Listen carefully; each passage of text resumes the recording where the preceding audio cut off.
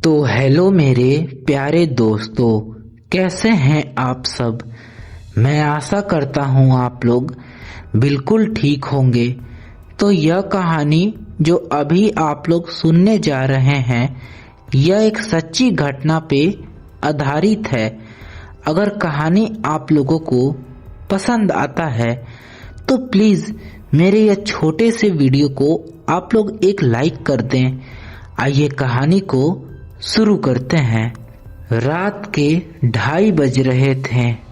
हिमाचल की सर्द हवाएं कार से टकराकर एक ऐसी आवाज निकाल रही थी जैसे कोई बाहर से अंदर आने के लिए गिड़गिड़ा रहा हो। सड़क के किनारे एक पुराना जंग लगा हुआ एक बोर्ड बिजली की चमक में हल्का सा चमका। मनाली 28 किलोमीटर। अमन ने स्टीयरिंग पर अपनी पकड़ मजबूत की। बगल में बैठा रवि सो रहा था और पीछे नेहा और काव्या गहरी नींद में थे। अचानक कार के टायरों के नीचे कुछ आने की आवाज आई, कड़कड़ाती हड्डियों के टूटने जैसी। गाड़ी एक झटके के साथ रुकी। सन्नाटा इतना गहरा था कि अमन को खुद की ही धड़कनें साफ साफ सुनाई दे रही थी। क्या हुआ अमन? नेहा की नींद खुली। उसकी आवाज में घबराहट थी। पता नहीं, शायद कोई पत्थर था। अमन बाहर निकला। चारों तरफ घना जंगल और धुंध का साम्राज्य था। टॉर्च की रोशनी सड़क पर पड़ी, लेकिन वहां पे कुछ नहीं था। न पत्थर न जानवर, बस एक अजीब सी महक थी।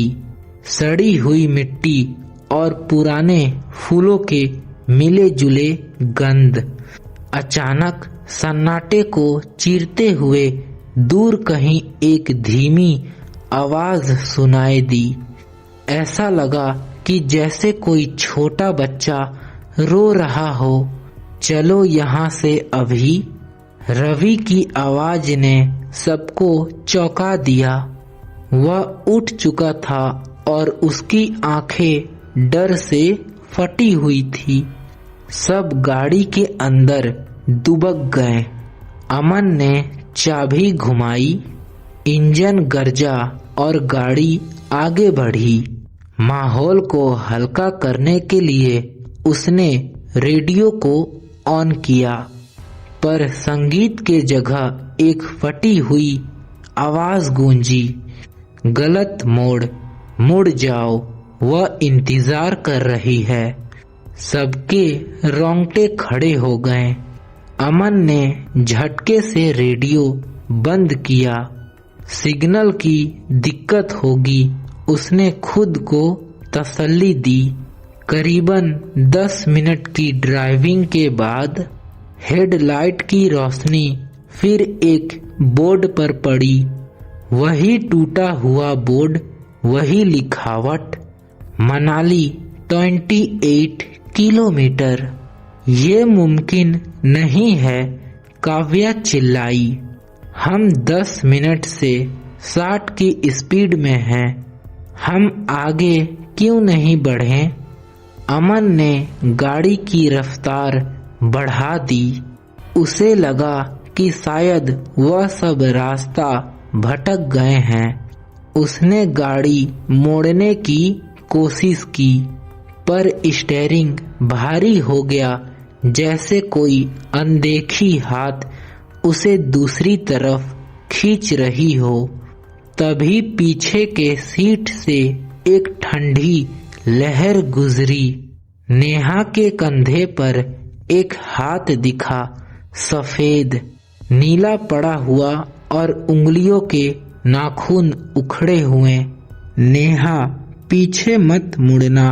रवि की आवाज गले में ही फंस गई। गाड़ी के अंदर का तापमान एकदम से गिर गया। सांसें धुंध बनकर निकलने लगी और फिर कार के पिछले शीशे पर अंदर से खून के हाथों से कुछ लिखना शुरू हुआ। 28 किलोमीटर। तभी कार के पिछली सीट से अंधेरे में एक साया निकला। एक लड़की जिसके बाल उसके चेहरे को ढके हुए थे, लेकिन उसके सफेद आंखों की चमक साफ दिख रही थी। उसने अपना सिर धीरे से उठाया और एक खोखली आवाज में कहा, सड़क खत्म हो गई है, अब मेरा सफर शुरू होगा। अमन ने पागलों की तरह ब्रेक दबाया, लेकिन पैर जैसे पत्थर के हो गए थे। गाड़ी अपने आप तेज होने लगी। सामने का रास्ता धुंध में उजल हो गया और अचानक सड़क के बीचों बीच वही बोर्ड फिर से दिखा, लेकिन इस बार उसमें लिखा था मनाली 0 किलोमीटर नर्क में स्वागत है। एक जोरदार धमाका हुआ। कार हवा में उछली और सीधे एक गहरी खाई में जाके गिरी। अगली सुबह धुंध हटी तो गांव वालों ने नीचे खाई में कार का मलबा देखा।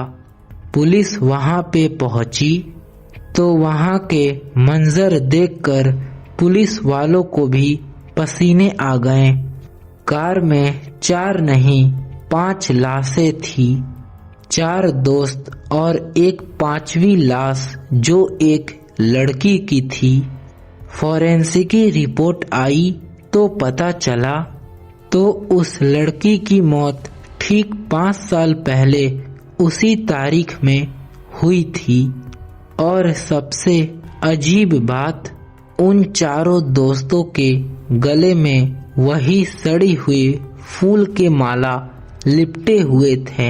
अगर आज भी आप लोग रात के अंधेरे में मनाली की तरफ बढ़ रहे हैं और आपको मनाली 28 किलोमीटर का बोर्ड 2 बार दिख जाए तो अपनी गाड़ी मत रोकना, क्योंकि वह रास्ता मनाली नहीं कहीं और जाता है। और याद रखना, पीछे वाली सीट पर कोई बैठा हो सकता है। तो यह कहानी यहीं पे अंत होती है।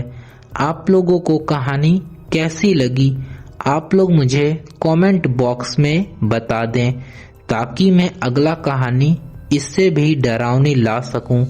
तो आज के लिए इतना ही। मिलते हैं नेक्स्ट वीडियो में। Bye bye.